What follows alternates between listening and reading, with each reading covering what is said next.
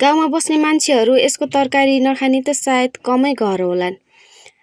तरकारी त खाइराखिन्छ हामीले जहिले पनि, भन्दा सिजनमा खाइराखिन्छ। सिजन भएपछि तरकारी त हामीले खाने होइन त। अब अचार बनाएर, अचार पनि एकदम मिठो हुन्छ है साथीहरू यसको। आज चाहिँ मैले अचार बनाएँ। यसरी हेर्नु, आलु अनि काब्रो मिसाएर हाम्रोतिर चाहिँ काब्रो भन्छ, हजुरहरूकोतिर के भन्नुहुन्छ त्यो त मलाई थाहा भएन। हाम्रोतिर चाहिँ काब्रो भन्छ। मैले अचार बनाएर रेडी भयो। अनि त्यसपछि मैले चाहिँ चाहेको है थोरै कस्तो भयो भनेर। मिठो भएको थियो साथीहरू, दामी अमिलो अमिलो पिरो। उखो मुखबाट पानी नै आउँछ के यति भनिसकेपछि त। अनि बनाएर खाने होइन त अचार, हजुरहरू पनि ट्राई गर्नुहोस् है। मैले चाहिँ थोरै खाएको, मिठो भयो के। अनि त्यसपछि मिठो भएपछि त होइन सबैले अब हात चाटी चाटी नै खाने हो।